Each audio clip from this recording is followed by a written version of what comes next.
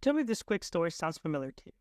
It's the day before a campaign launch, and you've finally given out word to the demand generation team that their campaign was tested and it's ready to go live tomorrow. You then go ahead and automate the last step and choose the appropriate campaign date and time of launch.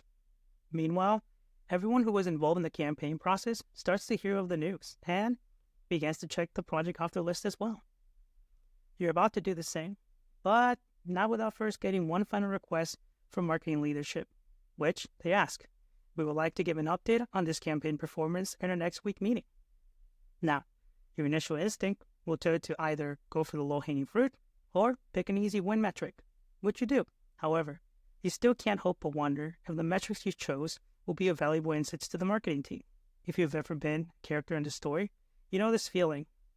If you haven't, stick around, because in this video, I'll tell you what campaign metrics you should be sharing with your marketing team.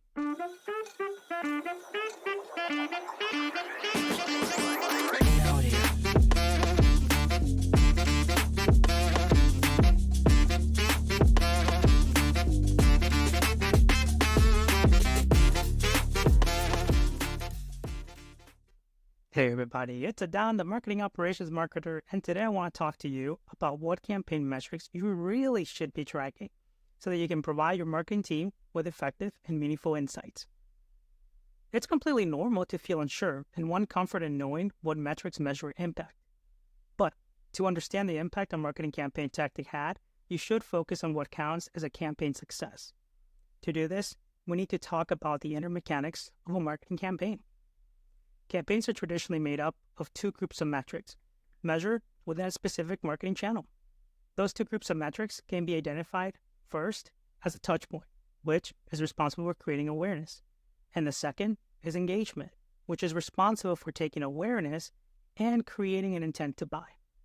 When touch points and engagements are paired together, they can lay out a specific customer channel journey for leads and existing accounts that can then be used to measure campaign success, eventually contributing to the creation of opportunities. But before we get going, if you're interested in more marketing operations content directly from a marketing operations marketing analyst, hit that subscribe button and the notification bell so you're updated with the latest content. You now understand which two groups of metrics to start with. But now you must focus on making sure those metrics belong to the appropriate marketing channel in which the campaign tactic was launched. For example, let's say your marketing team worked to launch a video ad on LinkedIn that promoted your company services B. From this information, we can conclude that the campaign tactic was associated with service B and that the marketing channel used was online advertising, since we may have or may have not paid for a video posted on LinkedIn. Now, we can go in and take a look at the metrics being tracked for this channel and pick a touch point and engagement to report on. For example, I can identify a 5-second watch time on the posted video as a touch point and identify the website page visit as an engagement. It is important not to get these channel success metrics confused with what your paid marketer would otherwise track, like total impressions or cost per clicks. Although that information is important for them to relate back to the cost and strategy when they post again in LinkedIn, for you, it doesn't clearly define the success the demand generation team cares about, which is, well, the generation of demand for your product. Leadership wants to know how much awareness traffic did this video ad create, and from that awareness, how much traffic showed an intent to buy. Another reason why touchpoints and engagements are used to measure campaign impact is that when going further into the inner mechanics of a marketing campaign, in the background, these metrics also help credit to lead scoring. Now, as a marketing operations professional you are, I know you will look into your system for the appropriate touchpoints and engagement definitions your company has assigned. But if you don't have visibility into these definitions, or they aren't yet created, you now have the opportunity to raise this conversation up to leadership and establish them. So the next time you walk into a group meeting where you are required to share insights, you know you are providing important metrics that relates directly back to impact.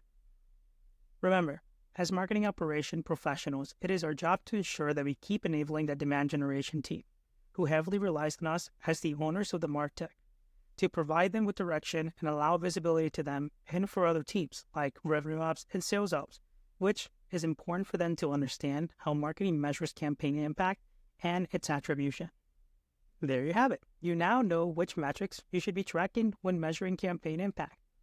Remember, as a marketing operation professional, the goal is to enable strategy back to marketing. Thank you for watching, and I'll catch you in the next video.